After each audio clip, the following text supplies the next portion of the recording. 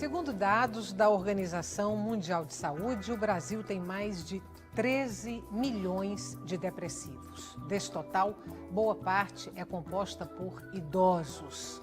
Ainda segundo dados da Organização Mundial de Saúde, a população idosa do país, até o ano de 2025, terá crescido 16 vezes. Ou seja, numa projeção simplificada, teremos o problema da depressão na terceira idade 16 vezes ampliado. E essa é a questão que será discutida hoje aqui no Opinião Pernambuco, a depressão na terceira idade. Eu queria começar tirando uma dúvida. A Organização Mundial de Saúde dá como referência para a terceira idade 65 anos nos países desenvolvidos e 60 anos nos países em desenvolvimento.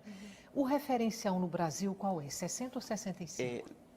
Na verdade, a própria Organização Mundial de Saúde, ela define como 65 nos países desenvolvidos, mas nos países em desenvolvimento, ou nos países emergentes, isso daí, esse corte é feito em 60 anos. Uhum. Então, nós fazemos em 60 anos e a própria Organização Mundial de Saúde faz para o Brasil e demais países emergentes esse corte em 60 anos.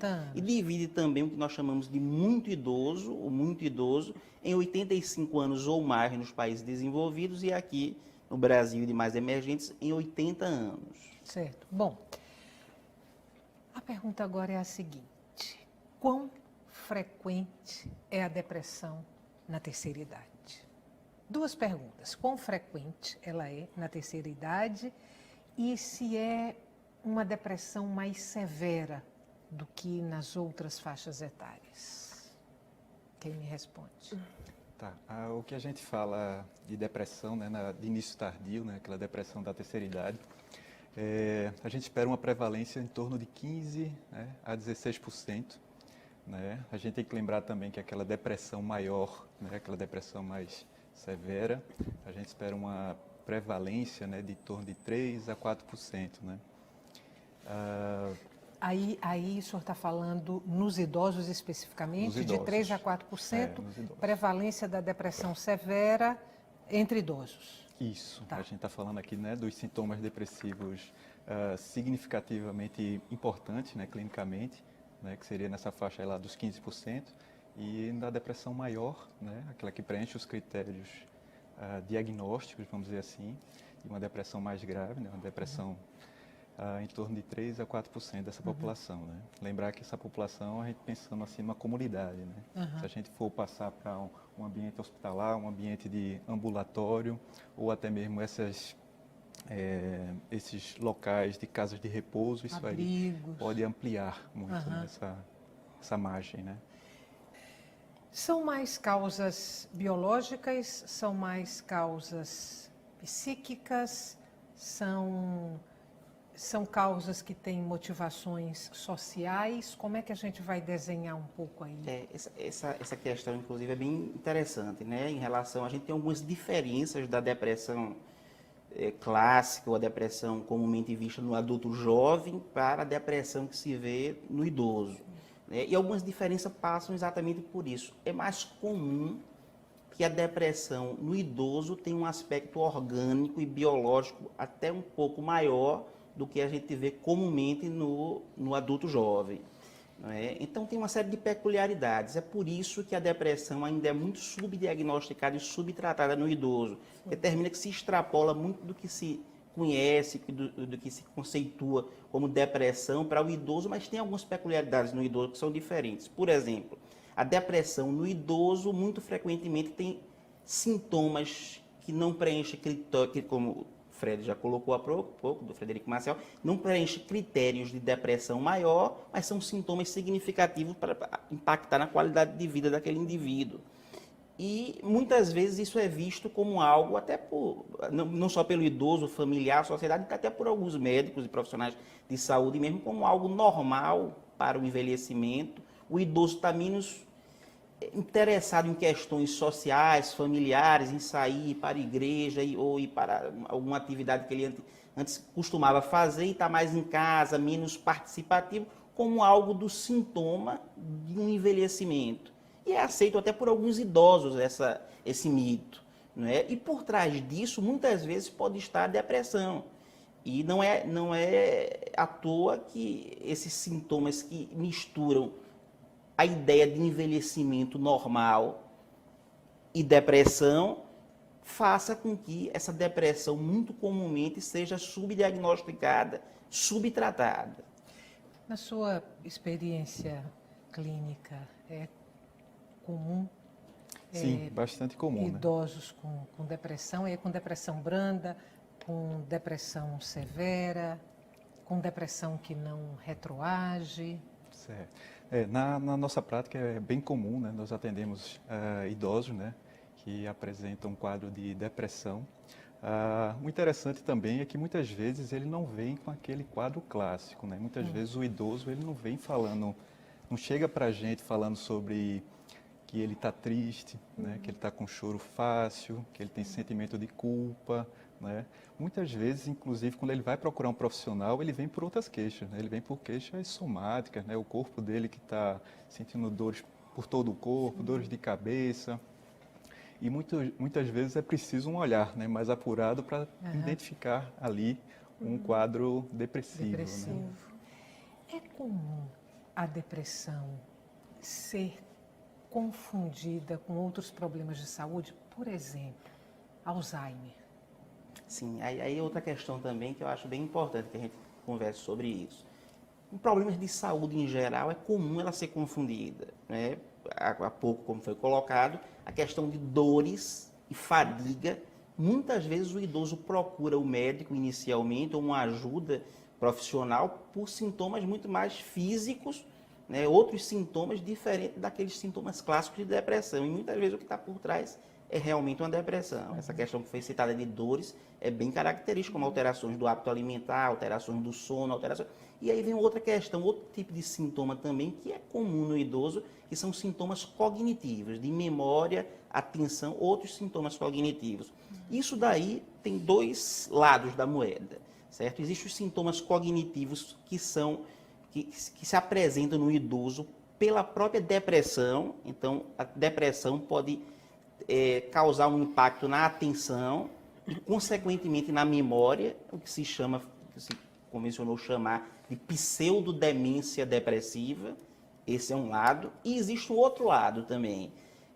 Algumas doenças neurodegenerativas, a exemplo da doença de Alzheimer, pode apresentar inicialmente como a ponta de um iceberg, com sintomas do humor, sintomas de ansiedade, e sugerir até inicialmente uma doença depressiva unicamente, e pode ser apenas sintomas que a gente chama psicológicos e comportamentais da demência, que está se apresentando inicialmente como se fosse depressão, e de fato não é. Isso só no decorrer da avaliação do paciente que a gente consegue ir diferenciando qual o diagnóstico exato. Isso é fundamental em todo paciente, mas no idoso se torna ainda uma questão muito mais importante, como foi dito há pouco, a questão de doenças outras, até clínicas, não só a doença de Alzheimer, como o hipotireoidismo, como o uso de algumas drogas para tratar algumas outras doenças que podem causar sintomas relativos a um quadro depressivo, né? Drogas psicoativas, corticoide, uma série de medicamentos que podem causar isso, e no idoso isso é uma questão ainda muito mais frequente. Então, buscar uma doença clínica, buscar alguma droga que possa estar causando aquilo, ou alguma outra doença neuropsiquiátrica que não propriamente a depressão, como uma doença de Alzheimer, deve ser uma tônica e uma visão que não podemos perder, né, na avaliação desse idoso. O que é que dói mais? Aí também pegando o seu consultório como referência, obviamente. O sentimento de improdutividade, a falta de atenção da família, o abandono ou a ausência de vida social? O que a gente fala, que a gente lê muito e vê no consultório, né, que um dos principais medos, né, do idoso é tornar-se um fardo, né, para a família, né? Então, o idoso, ele não quer, né, isso para os seus cuidadores, né? E outra coisa, a solidão, né? Solidão é também uma queixa muito frequente, né? Eu acho que hoje, cada vez mais, a população está envelhecendo, né? Então, as pessoas estão cada vez tendo um menor número de filhos, né? Então, a gente tem que se preparar para para essa fase também da vida, né? E outra coisa, né? A aposentadoria nem sempre é sinônimo de felicidade, né? O que a gente percebe muito é que deveria haver, sim, um preparo, né, para se aposentar, porque a partir do momento que a gente não se sente mais útil, né? A partir do momento que a gente não tem mais aquela rotina, a gente começa a sentir um vazio, né? E com esse vazio, sim, a gente pode ficar mais suscetível, né, a desenvolver um quadro de depressão. Doutor Alexandre, a depressão pode fazer aparecer doenças ou agravar doenças pré-existentes? Sim, e essa questão, especificamente na população idosa, é uma preocupação ainda maior. Isso é muito frequente acontecer. Existem várias teorias. O fato é que sim, a resposta é sim. Aí existem várias teorias em relação a isso, né? Uma delas é que, estando deprimido, né, o indivíduo, o idoso, adere menos aos tratamentos, aos cuidados de saúde, atividade física, uso do medicamento, tal. Essa é uma questão. Outra questão que se discute muito hoje também é que as doenças que existem comorbidade com a depressão, associada à depressão, principalmente doenças cardiovasculares, podem piorar o seu prognóstico, porque a depressão pode ter uma ação que envolva a própria fisiopatologia dessas doenças, né? Pode alterar a imunidade, aumentar a agregabilidade plaquetária, alterar alguns hormônios, alterar uma série de fatores biológicos no organismo que pode predispor a uma piora ou aparecimento de doenças cardiovasculares, neoplásicas e diversas outras. As famílias normalmente estão preparadas para lidar com essa mudança de vida do idoso, quer dizer, uma pessoa que trabalhava, que tinha vida social e de repente deixa de trabalhar, fica mais dependente de filhos, enfim, mais fragilizado, mais vulnerável. As famílias estão preparadas para lidar com isso? Uma preocupação também nossa é cuidar dos cuidadores, né? Então, essa questão de ter uma rotatividade, né, nos cuidadores do idoso, né? Acho que é importantíssimo, né? Aí você fala entre familiares? Isso, entre familiares, né? Porque é uma sobrecarga, né? As pessoas não estão preparadas para isso e simplesmente vai chegar, né? Vai chegar porque a expectativa de vida está aumentando, né? Hoje em dia que é de 75, né? Então, em 2050 a gente vai chegar aos 81 anos, né? Então, todos nós temos que estar preparados para cuidar dos nossos familiares, né? Dar toda a atenção necessária para eles. Outras coisas podem prevenir a depressão? É uma questão interessante sobre isso que a gente fala, assim, estilo de vida e alguns aspectos como a rede de apoio familiar, a questão de cuidadores, como já citamos aqui, a aposentadoria não programada, a questão de perdas e lutos, é um período de vida, isso é uma questão muito importante também nesse aspecto, que a perda de cônjuge, a perda de amigos e outros parentes, é um período que tem uma série de desafios como esse. Esses são fatores que nós chamamos frequentemente de psicossociais, né? A depressão costuma ter esse tripé de biopsicossocial. O psicossocial é um fator que pode ser o gatilho para a depressão ou um fator de retroalimentação da depressão. Então, o tratamento da depressão, na grande maioria das vezes, requer uso de medicamentos. É uma questão biológica. Na maioria das vezes ou sempre? Na imensa maioria das vezes. Certo. Em se tratando de idosos, eu diria até que diagnóstico de depressão é igual a usar medicamentos. Então, assim, isso daí não tem... Porque isso é exatamente o aspecto biológico, tá certo? Então, assim, é uma doença com alterações biológicas neuroquímicas. Às vezes é difícil entender isso, o paciente, o familiar, ou a sociedade de uma forma geral, porque como é algo que não é muito palpável, está lá no aspecto bioquímico, neuroquímico, então uma pessoa que tem diabetes, que você vê um exame com alteração de glicose, que você mede a pressão e vê que tem hipertensão, se quebra uma perna, está lá, com um gesto, você palpa isso, é muito mais fácil, percebe-se.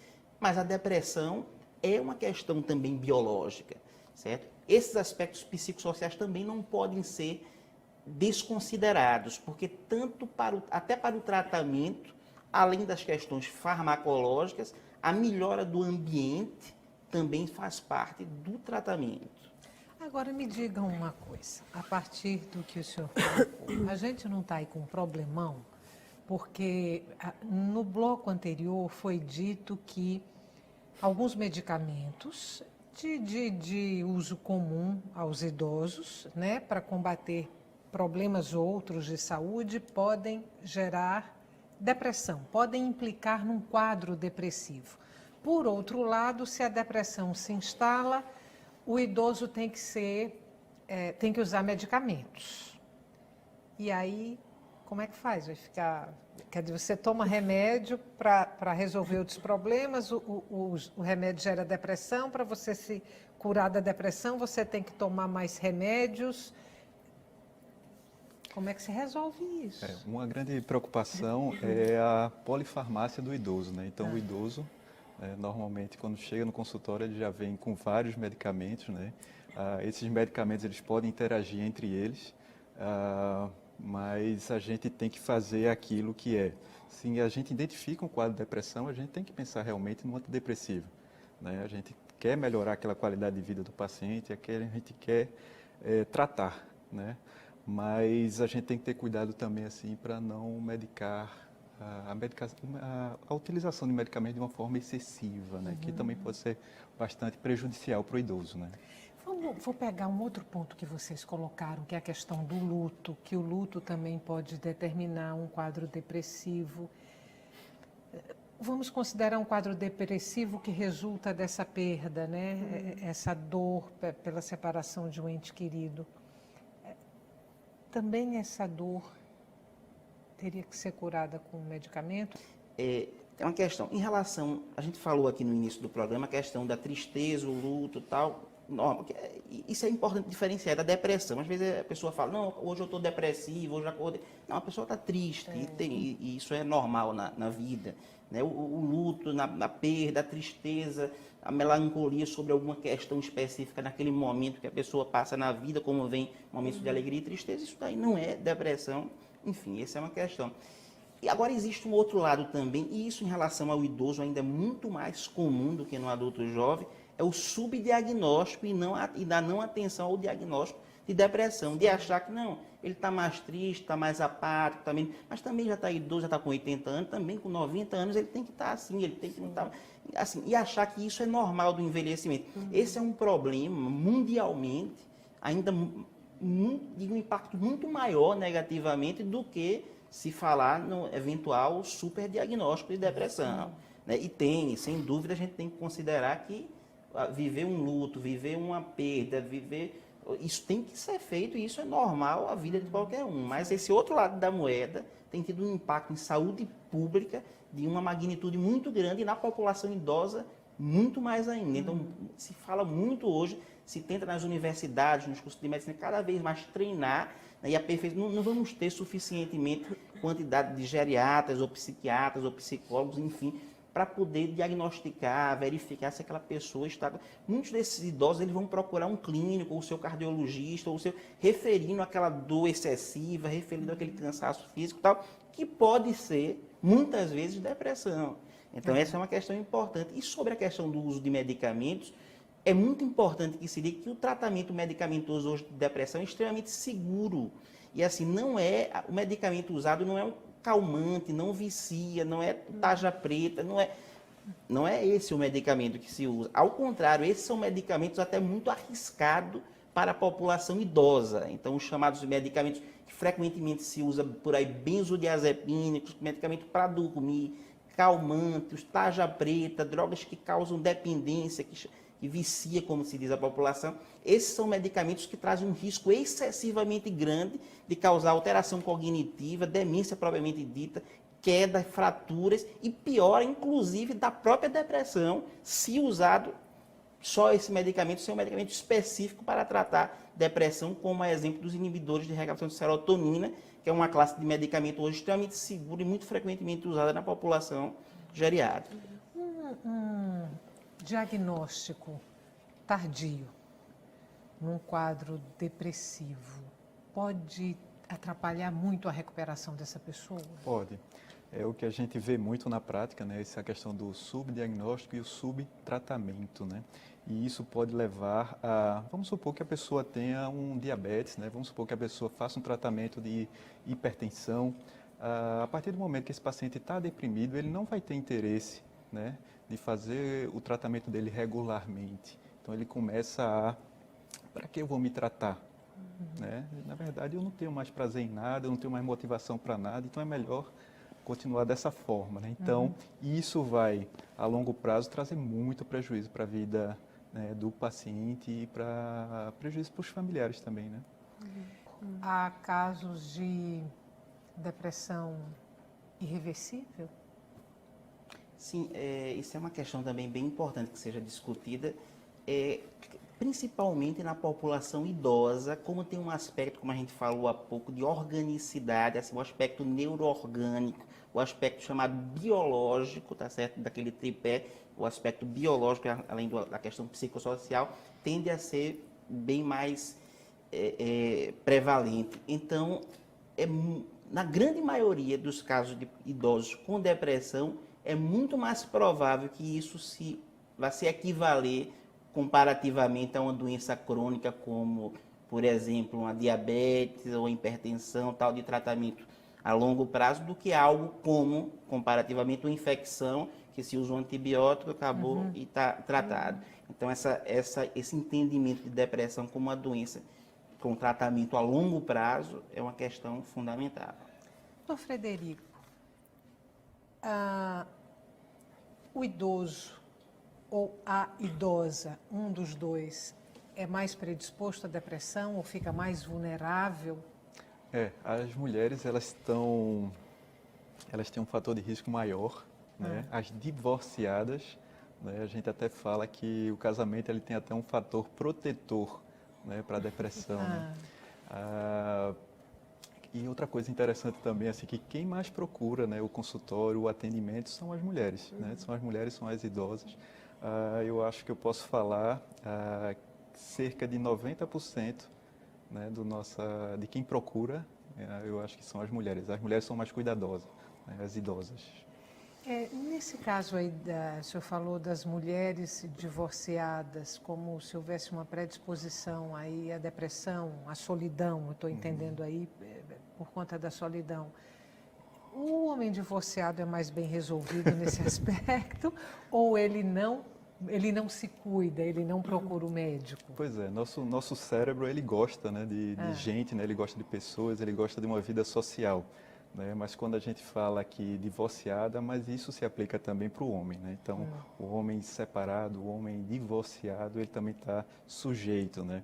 Mas o que a gente vê como uma predisposição normalmente é mais voltado para essa questão da idosa. Né? Mas o idoso também está sujeito, sim. Vamos falar agora, então, do tratamento? Como é que o idoso pode lidar com essa depressão, buscando aí ajuda? Quais são as formas de tratamento? Sim. Inicialmente, a partir do momento que temos o diagnóstico da depressão enquanto síndrome, é fundamental a gente saber se, como já falamos aqui antes, se aquilo de fato é uma depressão, digamos assim, primária, ou se existe, principalmente em se tratando de idoso, alguma relação com o uso de algum medicamento não apropriado para idoso. Essa é uma questão importante. Assim, devemos ter o máximo de cuidado com muito medicamento no idoso e com medicamentos que não são apropriados. Né? E isso pode ter uma relação. Se existe uma causa clínica outra, como, por exemplo, hipotiroidismo, uma doença neurodegenerativa, como doença de Alzheimer ou outra, iniciando ali no momento, se apresentando só como uma depressão, porque isso vai fazer muita diferença em relação ao tratamento. A partir do momento que temos o diagnóstico disso e desse diagnóstico diferencial de outras patologias, então vamos iniciar o tratamento, geralmente com medicamentos, como já falei há pouco, extremamente seguros. Na atualidade, antigamente tínhamos uma dificuldade muito grande, isso na década de 70, 80, com o uso de medicamentos de antidepressivos da classe dos triciclos e outros que têm um efeito colateral muito grande, até para o adulto jovem, para o idoso, muitas vezes ele não tolera, né, nem doses baixas desses medicamentos. Hoje não, temos antidepressivo da classe dos inibidores da recaptação da serotonina e outras classes, muito mais modernos e seguros para um tratamento eficaz e seguro, que isso é uma balança importante em qualquer tratamento para o idoso, eficácia e segurança. Hoje nós temos como dispor de medicamentos que têm eficácia e têm segurança. E volto a frisar essa questão que é fundamental para a sociedade, para que as pessoas entendam que tratar transtorno de humor, tratar transtorno de ansiedade, tratar os quadros depressivos de uma forma geral, não é igual a usar medicamentos que viciam, medicamentos tarja preta, enfim, existe toda uma questão de preconceito em relação a medicamentos psicoativos, mas nem todos são iguais. Existem medicamentos seguros, né, e sem riscos maiores, e existe aqueles que têm muito risco, principalmente para o idoso. E ainda, infelizmente, ainda é uma realidade o uso de alguns desses medicamentos não apropriados, com risco aumentado, inclusive, de você cobrir uma coisa e descobrir outra, quando tentar tratar sintomas de insônia e ansiedade e aumentar risco de queda, falha de memória, demência, fraturas, enfim. A psiquiatria e a geriatria trabalham com o que se chama de medicamentos alternativos, medicamentos naturais, coisas assim, ou não? É alopatia mesmo? Não. Na verdade, a gente usa mais essa questão mesmo do medicamento, né? Isso que tem comprovação científica, isso que está bem estabelecido na literatura, né? Infelizmente, a gente não tem esse hábito, né, como conduta. Nem a geriatria? Essa é uma questão importante também que seja colocada, porque assim, a questão do uso do medicamento alopático, ou de um fitoterápico, de um medicamento alternativo, não é simplesmente porque o alopático versus o fitoterápico. A questão aí é o que tem evidência versus o que não tem evidência.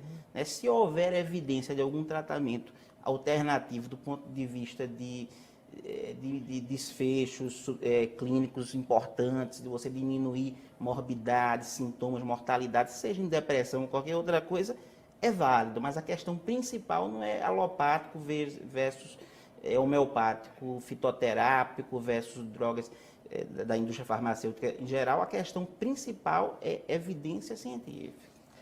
Atividade física. E aí estou fugindo um pouco do que foi colocado aqui, dessa coisa da respiração. Estou falando atividade física regular, nadar, dançar, malhar na academia.